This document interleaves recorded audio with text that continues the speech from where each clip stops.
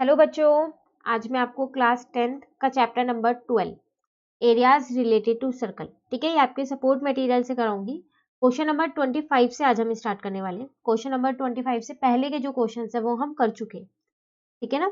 तो देखिए, question number 25 है आपके पास यहाँ पर। Find the area of a quadrant of a circle whose circumference is 22 centimetre. एक वृत्त के चतुर्थांश का क्षेत्रफल ज्ञात कीजिए जिसकी परिधि 22 सेमी है, ठीक है। आपको यहाँ परिधि दे रखा है और आपको क्या निकालना है, चतुर्थांश का क्षेत्रफल, मतलब एरिया ऑफ क्वाड्रेंट आपको निकालना है।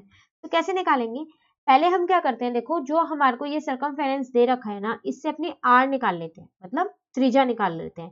क्यों? क्योंकि जब हमको चतुर्थांश का क्षेत्रफल निकालना है ना, तो उसके लिए हमें आर चाहिए, चाहिए नहीं चाहिए, तो हम इससे निकाल लेते हैं वो, ठीक है। तो देखो, सर्कमफेरेंस का फॉर्मूला होता है हमारे पास 2 पाई आर, ठीक है ना, परिधि, ठीक है। अब ये तो मुझे दे रखा है 22 है, 2 की जगह 2, पाई की जगह पाई की वैल्यू, आर नहीं पता तो मैंने उसे आर को ऐसे ही रहने दिया, ठीक है। अब 7 वहां डिवाइड का है तो यहाँ के मल्टीप्लाई का, और ये दोनों मल्टीप्लाई के तो इधर आके डिवाइड के हो गए, तो यहाँ से आपका आर निकल गया। आर आ गया आपका 7/2 सेंटीमीटर। अब आपको क्या निकालना है, एरिया ऑफ क्वाड्रेंट। तो एरिया ऑफ क्वाड्रेंट होता है आपके पास, क्वाड्रेंट मतलब चतुर्थांश का मतलब होता क्या है, जो वृत्त का 1/4 भाग हो, है ना। तो मतलब एरिया तो मैं सर्कल वाला ही लिख देती हूँ, ये वाला ही, पाई आर स्क्वायर, डिवाइड इसको 4 से कर देती हूँ, ठीक है ना, क्योंकि मुझे 1/4 पार्ट का ही चाहिए, क्वाड्रेंट मतलब 1/4 है यहाँ पर। तो पाई की जगह पाई की वैल्यू, आर की जगह आर की वैल्यू, और नीचे वाला 4 ऐसी है, ठीक है। इस 7 से इसको कट कर दिया, इस 2 से इसको कट कर दिया, तो आपके पास आया 11 इंटू में 7/2, ठीक है। अब ये 4 जब ऊपर जाएगा तो पलट जाएगा, अपॉन के ऊपर अपॉन होता है तो नीचे वाला नंबर रेसिप्रोकल होके ऊपर जाता है ना। तो ये आ गया 77/8। तो अब आप इसको बस डिवाइड कर दो, 9.625 सेंटीमीटर स्क्वायर, ठीक है। तो ये क्या आ गया आपका, यहाँ पर से चतुर्थांश का क्षेत्रफल आ गया, ठीक है ना। तो ये था आपके पास क्वेश्चन नंबर 25, छोटा सा क्वेश्चन था हमारे पास ये। चलिए क्वेश्चन नंबर 26 देखते हैं। यहाँ आपसे कह रहा है, what is the angle subtended at the centre of the circle of radius 10 centimetre bye an arc length 5 pi centimetre, ठीक है।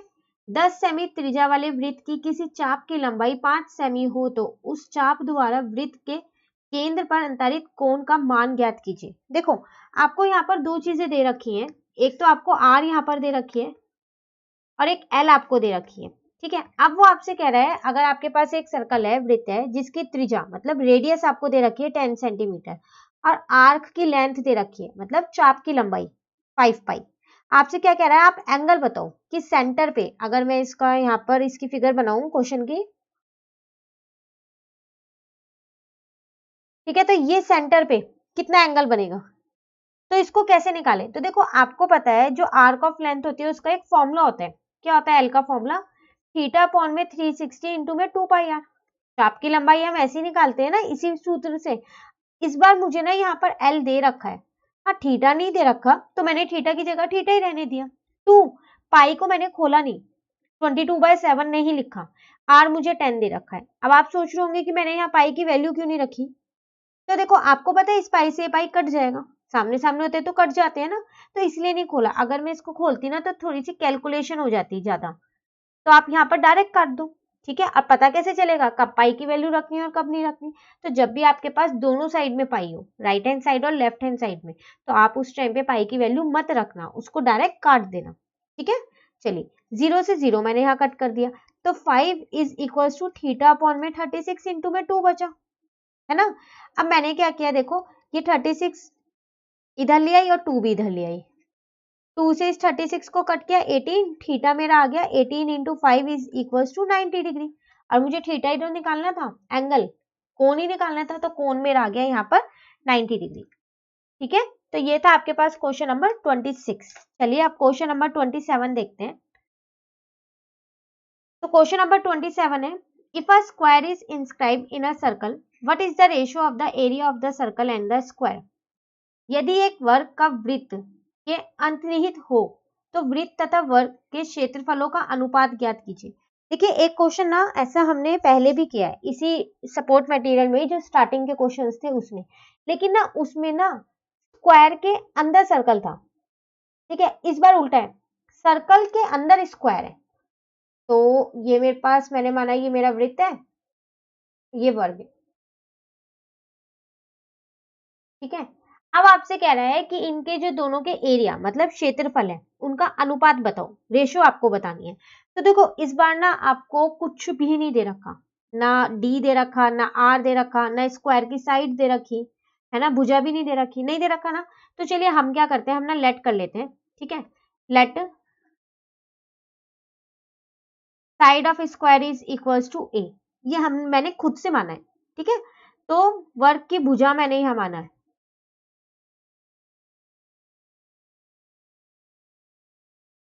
ठीक है ना, अब अगर आप यहाँ पर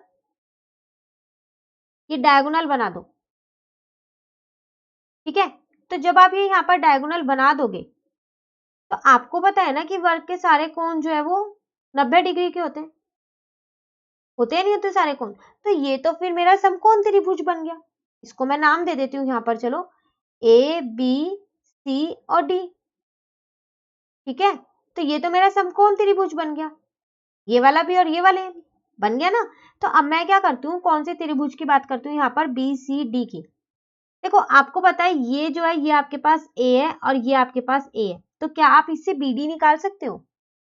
और मैं बीडी निकाल क्यों रही हूँ यहाँ पर, मैं बीडी यहाँ पर इसलिए निकाल रही हूँ क्योंकि ये मेरी जो वृत्त है ना इसका व्यास है। तो अगर मुझे व्यास मिल गया तो मैं त्रिज्या निकाल सकती हूँ, डी है ना, तो मैं आर निकाल पाऊंगी, और आर निकल गया तो मैं एरिया ऑफ सर्कल निकाल सकती हूँ, तभी तो मैं रेशियो निकाल पाऊंगी दोनों की, है ना। तो चलिए इसमें हमने क्या किया, पाइथागोरस प्रमेय लगाई, BD का square is equal to BC का स्क्वायर प्लस CD का स्क्वायर। ठीक है, अब ये दोनों तो मेरी A है, तो A square plus A square, इसका मतलब 2A square is equal to BD का स्क्वायर। और यहां से जैसे ही स्क्वायर हटाना तो यहाँ पर रूट लग गया, तो मेरा BD आ गया √2A। अब BD है क्या मेरे पास, BD मेरे पास D तो है। ठीक है, तो इससे मतलब मैं R निकाल सकती हूँ, तो R आएगा √2A अपॉन में 2। ठीक है, अब हम दोनों का क्या करते हैं, क्षेत्रफल निकाल लेते हैं, किसका, वृत्त का भी और वर्ग का भी, तभी तो हम उसका अनुपात निकाल पाएंगे। तो पहले मैंने क्या किया, यहाँ पर एरिया ऑफ स्क्वायर निकाल दिया, तो वो होता है मेरे पास साइड इंटू साइड। ठीक है ना, तो area of square side into side है, तो साइड तो मेरी ए है, तो ए इंटू ए कितना आएगा, ए स्क्वायर। ठीक है, और स्क्वायर यूनिट आप जरूर लगा दीजिएगा। उसी तरीके से मैं क्या करती हूँ, एरिया ऑफ सर्कल भी निकाल लेती हूँ, वृत्त का क्षेत्रफल। ठीक है, तो पाई आर स्क्वायर, अब पाई की जगह मैंने ना पाई की वैल्यू रख दी, और आर की जगह क्या रखूं, √2/2a का होल स्क्वायर, ये रखूंगी। ठीक है, चलिए इसको आगे करते हैं अब हम। तो देखो कितना आएगा, 22/7 इंटू √2 तो 2 हो जाएगा, नीचे 4 हो जाएगा, यहाँ a स्क्वायर, इससे इसको कट किया, इससे इसको कट किया, इसका मतलब 11/7 a स्क्वायर। तो अब रेशो निकालते हैं यहाँ पर, अनुपात अपना। तो रेशो निकालनी कैसे है हमको, एरिया ऑफ सर्कल, इसकी रेशो निकालनी है एरिया ऑफ स्क्वायर के साथ। ठीक है ना, तो एरिया ऑफ सर्कल आया 11/7 a स्क्वायर और ये आया a स्क्वायर, तो a स्क्वायर से a स्क्वायर तो कट गया, तो 11/7/1, इसका मतलब 11/7 आपका आंसर आ गया। ठीक है, तो ये वो अनुपात है जो आपको चाहिए। ठीक है, तो वृत्त का क्षेत्रफल हमने निकाल लिया और वर्ग का क्षेत्रफल निकाल लिया, और उसके बाद उनका अनुपात निकाल दिया। ठीक है ना, चलिए अब क्वेश्चन नंबर 28 देखते हैं। तो क्वेश्चन है आपके पास यहाँ पर, find the radius of semi circle if its perimeter is 18 centimetre. कह रहा है रेडियस निकालो, मतलब आर आपको निकालना है सेमी सर्कल का। तो कैसे होता है सेमी सर्कल, ऐसा ही होता है ना सेमी सर्कल, तो आपको उसका पेरीमीटर मतलब परिधि दे रखा है। तो यहाँ पर कह रहा है यदि किसी अर्धवृत्त की परिधि 18 सेमी हो तो उसकी त्रिज्या ज्ञात कीजिए। ठीक है, तो आपको त्रिज्या निकालनी है और आपको परिधि दे रखी है। तो देखो पेरीमीटर ये आपको दे रखा है, तो पेरीमीटर वैसे सेमी सर्कल का पेरीमीटर होता क्या है, अगर मैं आपसे पूछूं कि इसका पेरीमीटर क्या होता है, तो ऐसा क्वेश्चन भी हमने अपनी क्लास में किया है, सेमी प्रोटेक्टर वाला किया है ना। तो क्या होगा वो मेरे पास 2 पाई आर तो पूरे सर्कल का होता है, उसको 2 से डिवाइड कर दूंगी, ठीक है, और साथ के साथ में ये भी आएगा, तो ये 2r होता है मेरे पास, d है ना ये, तो मैं उसको 2r लिख सकती हूँ। इस 2 से इस 2 को काट दिया, ठीक है। परिधि मुझे दे रखा था 18 है, तो पाई आर प्लस 2r, ठीक है। 18 इज इक्वल टू पाई की जगह मैंने 22/7 रख दिया, और ये 2r ऐसी है। अब इनके हर बराबर नहीं है, तो उनको बराबर कर लेते हैं, ऐसा करते हैं, तो 7 से इंटू कर दिया मैंने, ठीक है ना। तो ये आ गया 14 अपॉन में 7। अब तो हर बराबर हो गए, तो अब मैं इनको जोड़ सकती हूँ, मतलब तो 36 अपॉन में 7। तो अब मैं 7 को इधर ले आई और 36 को नीचे ले आई, और r को मैंने यहीं छोड़ दिया, इसको इससे कट के, इसका मतलब r मेरा आ गया 7/2, मतलब 3.5, और यूनिट मुझे गिवन थी सेंटीमीटर, तो ये मेरा r आ गया, और मुझे इसमें r ही निकालना है, रेडियस त्रिज्या ही निकालनी थी, वो मैंने यहाँ निकाल दी, ठीक है ना। चलिए क्वेश्चन नंबर 29 देखते हैं। तो क्वेश्चन नंबर 29 है आपके पास, if the perimeter of a circle is equal to that of square then find the ratio of their areas.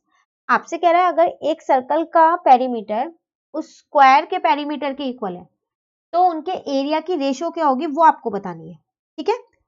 यदि एक वृत्त की परिधि एक वर्ग के परिमाप के बराबर हो, जबकि वर्ग की भुजा की लंबाई 1 इकाई है, अच्छा यहाँ आपको 1 इकाई दे रखा है, तो उनके क्षेत्रफलों का अनुपात क्या होगा, ठीक है। वही सेम चीज कह रहा है, अगर आपको वृत्त की परिधि और वर्ग की परिधि बराबर है, तो उनकी जो क्षेत्रफल है उनका अनुपात आपको बताना है, ठीक है। अब यहाँ पर आपको हिंदी मीडियम वालों की में लंबाई दे रखी है 1 इकाई, जबकि इंग्लिश मीडियम वालों की में ऐसा कुछ भी नहीं लिखा कि जो आप इकाई लोगे, मतलब सॉरी साइड जो लोगे, स्क्वायर की जो साइड होगी वो 1 सेंटीमीटर होगी, ऐसा तो आपको नहीं दे रखा, 1 यूनिट होगी, नहीं दिया ना, तो कोई बात नहीं, हम 1 यूनिट से कर लेते हैं, आप उसे ए से भी कर सकते हो, ठीक है। या फिर मैं ऐसा करती हूँ, ए से आपको करा देती हूँ। हिंदी मीडियम वाले बच्चे क्या करेंगे, उस ए की जगह जहां जहां मैं ए लिखूंगी वो वहां वहां 1 लिख लेंगे, ठीक है ना। चलिए तो फिर करते हैं, हम यहाँ पर लिखा है हमारे पास पेरीमीटर ऑफ सर्कल जो है वो पेरीमीटर ऑफ स्क्वायर के बराबर है, यही था ना, ठीक है। वृत्त की परिधि किसके बराबर है, वर्ग के परिमाप के, ठीक है। तो सूत्र लगाते हैं, तो यहाँ पर है 2 पाई आर, अब पेरीमीटर ऑफ स्क्वायर तो 4a होता है। अब देखिए मैंने यहाँ a लिखा है, तो हिंदी मीडियम वाले बच्चे यहाँ पर 1 लिखेंगे, तो 4 इंटू 1 4 ही आएगा, ठीक है। और ये इंग्लिश मीडियम वालों के लिए भी है, ऐसा नहीं इंग्लिश मीडियम वालों के लिए नहीं है, अगर उनके पास पेपर में ऐसा आया कि आपको स्क्वायर की जो साइड है वो 1 लेनी है, तो आप भी तो फिर यहाँ 1 ही रखोगे, ठीक है ना। तो ये आ गया आपका, यहां से पता है मैंने क्या किया, r अपॉन a की वैल्यू निकाल ली, तो वो मेरी कितनी आ गई 4 अपॉन में 2 पाई। देखो 4 यहाँ मल्टीप्लाई कर मैं इस साइड ले आई, ये डिवाइड का हो गया, और इन दोनों को मैं इस साइड ले गई, तो ये मल्टीप्लाई कितने तो डिवाइड के हो गए, ठीक है। इसको इससे कट किया 2, तो 2 अपॉन में पाई आ गई। चलिए अब लिखते हैं हम यहाँ पर एरिया, तो एरिया ऑफ सर्कल, इनका ही अनुपात निकालना था ना, और एरिया ऑफ स्क्वायर, ठीक है। तो वृत्त के क्षेत्रफल का अनुपात निकालना है किसके साथ, वर्ग के क्षेत्रफल के, तो इसका सूत्र होता है पाई आर स्क्वायर, और इसका सूत्र होता है साइड इंटू साइड, मतलब ए इंटू ए, ठीक है। तो ये हो गया पाई आर स्क्वायर अपॉन में ए स्क्वायर, तो क्या मैं इसको ये लिख सकती हूँ, मैंने एक ही बार स्क्वायर लिख दिया है दोनों पे, ठीक है। ए की जगह आपको पता है ना 1 रखना है अगर 1 आया तो, और अगर 1 नहीं आया तो ए से ही करना है, ठीक है। चलिए अब पाई को तो हमने ना ऐसे ही रहने दिया, आर अपॉन ए की वैल्यू अभी हमने निकाली थी 2 अपॉन पाई निकाली थी ना, तो ये आ गया मेरा, तो यहां से मेरा 1 पाई कट जाएगा, तो 4 अपॉन पाई, तो इसका मतलब आपकी रेशो जो आपको निकालनी थी, या फिर मैं ये बोलूं जो आपका अनुपात आपको निकालना था, वो आपका कितना आ गया 4 रेशो पाई, तो यही रेशो आपको निकालनी थी, तो वो रेशो आपकी आ गई, पाई की फॉर्म में आई है, कोई बात नहीं, आप इसे पाई की फॉर्म में ही छोड़ दीजिएगा, पाई की वैल्यू मत रखिएगा, और रख भी दोगे तो कोई दिक्कत नहीं है, तो आपकी रेशो थोड़ी सी चेंज हो जाएगी, बस ज्यादा चेंज नहीं होगी, पर आंसर गलत नहीं होगा। ठीक है, तो इस चीज के लिए कभी भी आप ये कंफ्यूज मत होना कि कब पाई की वैल्यू रखनी है और कब नहीं रखनी। अगर आप रख भी दोगे ना तो कोई गलत नहीं होगा। ठीक है, ये हम इसलिए नहीं रखी है मैंने ताकि आपकी जो कैलकुलेशन है वो थोड़ी सी इजी हो जाए। ठीक है ना, चलिए अब देखें हम अपना क्वेश्चन नंबर 30। आज हम क्वेश्चन नंबर 30 तक ही करेंगे, बाकी के क्वेश्चन हम नेक्स्ट क्लास में करेंगे। ठीक है, what is the ratio of the areas of circle and equilateral triangle whose diameter and sides are respectively equal? एक वृत्त का व्यास तथा एक समबाहु त्रिभुज की भुजा की लंबाई समान हो तो इनके क्षेत्रफलों का अनुपात क्या होगा। देखो आपको यहाँ दो चीज की बात कर रहा है, वो वृत्त की बात तो कर ही कर रहा है। ठीक है, इसके साथ साथ इस बार उसने ना इक्विलेटरल ट्राइंगल मतलब समबाहु त्रिभुज दे दिया। और आपसे एक चीज और कह रहा है कि जो सर्कल का डायामीटर है मतलब जो व्यास है वो इक्विलेटरल ट्राइंगल की साइड के इक्वल है, मतलब समबाहु त्रिभुज की भुजा के बराबर है।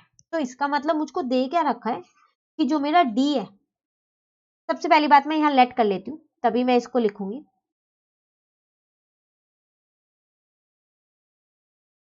लेट क्या, लेट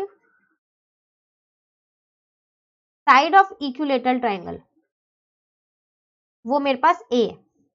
ठीक है, समबाहु त्रिभुज की भुजा मैंने क्या मानी है यहाँ पर, ए मानी है। ठीक है ना, अब मेरे को दे रखा है कि डी जो है वो ए के बराबर है, मतलब जितना मेरा व्यास है वो क्या है, वो भुजा के बराबर है, ये मुझे दे रखा है। तो चलिए फिर अब हम क्या करते हैं, एरिया ऑफ इक्विलेटरल ट्राइंगल हम यहाँ निकाल लेते हैं। तो वो होता है मेरे पास √3/4 और ए स्क्वायर, साइड का स्क्वायर है ना। तो समबाहु त्रिभुज का क्षेत्रफल है ये आपके पास।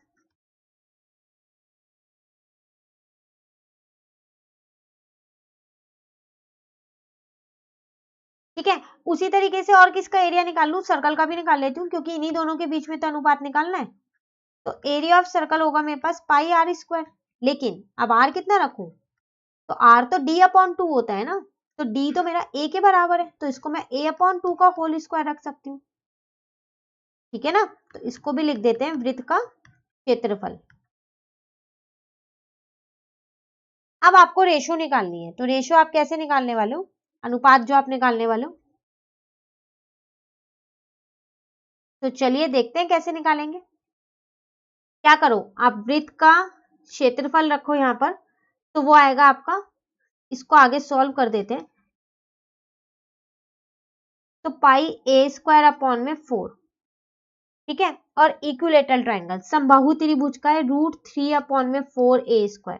देखो आपको पता है जब दो बार अपॉन में होता है ना तो नीचे वाला जो है वो पलट के ऊपर आ जाता है, रेसिप्रोकल होके कर दो, फिर जब वो पलट के ऊपर आता है तो इस 4 से 4 कट गया, इसे a² से a² कट गया, तो क्या बचा, पाई/√3। इसका मतलब पाई रेशो √3 आपका आंसर आ गया। ठीक है, ये आपकी रेशो आ गई जो आपको निकालनी थी। ठीक है ना, तो ये था आपके पास कौन सा, क्वेश्चन नंबर 30। तो क्वेश्चन 30 तक हमने आज किए, आज की क्लास हम यही खत्म करते हैं। अब क्वेश्चन नंबर 31 से हम अपनी नेक्स्ट क्लास में करेंगे। ठीक है, इतना आप क्वेश्चन 30 तक अच्छे से कर लीजिए। तो अगर आपको ये वीडियो अच्छी लगी तो आप इसे लाइक जरूर कीजिएगा और मेरे चैनल को सब्सक्राइब कीजिएगा। Thank you.